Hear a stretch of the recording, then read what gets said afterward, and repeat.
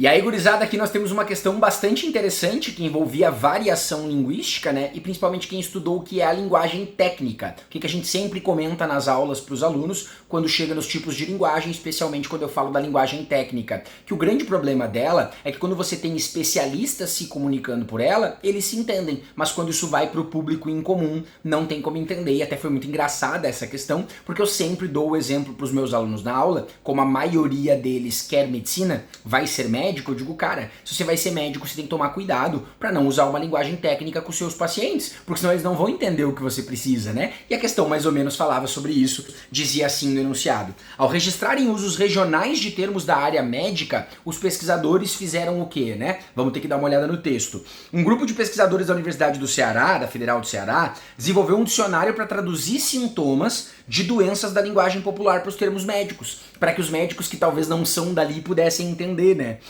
Defruço, chanha e piloura, por exemplo, podem ser termos conhecidos para muitos, mas durante uma consulta médica, o desconhecimento pode significar um diagnóstico errado. Então, se o paciente vai falar para o médico o que ele está sentindo e o médico não entende, o diagnóstico pode ser errado, né? É uma questão de variação linguística.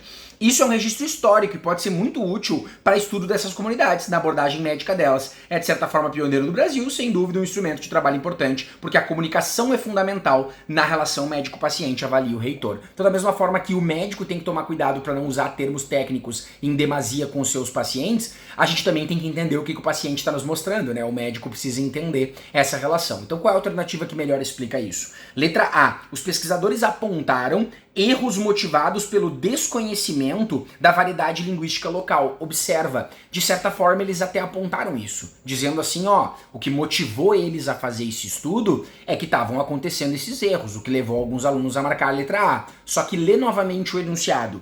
Ao registrarem usos regionais de termos da área médica, os pesquisadores apontaram esses erros? Não. Primeiro eles perceberam esses erros e por causa disso eles registraram esses usos regionais. Então não foi ao registrar os usos regionais que eles apontaram os erros. Primeiro eles perceberam os erros e depois registraram. O objetivo de registrar não é para dizer, vocês estão fazendo errado. O objetivo deles é ajudar os médicos a entenderem os sintomas dos pacientes. Letra B. Explicaram problemas provocados pela incapacidade de comunicação. Eles não explicaram os problemas, eles não entraram num registro linguístico a fundo de explicar o que acontecia. E sim, tentaram ajudar. Letra C. Descobriram novos sintomas de doenças. Eles não descobriram novos sintomas. Os sintomas já existiam, mas eles não estavam conseguindo entender quais eram esses sintomas. Entende como eles escrevem a alternativa de uma maneira que lá na hora da prova, nervoso, a gente é levado ao erro?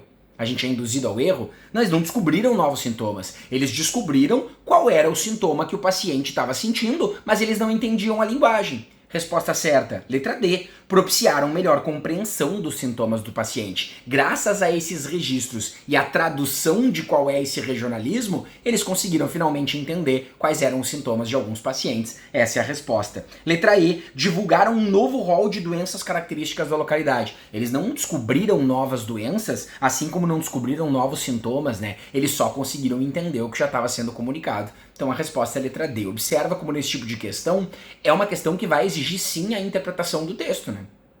Pelo menos. Então, da mesma forma que eu defendo para você que linguagens não é só interpretação, também é conteúdo, aqui nós temos o exemplo de uma questão que envolve interpretação. Você precisa entender o que aconteceu naquele texto, interpretar o contexto do que aconteceu para chegar na resposta, né? E é assim que a gente vai trabalhando a prova de linguagens, com algumas questões que envolvem muita interpretação, algumas questões que envolvem muito conteúdo e algumas questões que são diretas aplicações das competências e habilidades. A gente só não pode reduzir a prova de linguagens a apenas conteúdo, nem a apenas interpretação, nem a apenas competências e habilidades. É uma junção de tudo isso que vai trazer a sua aprovação.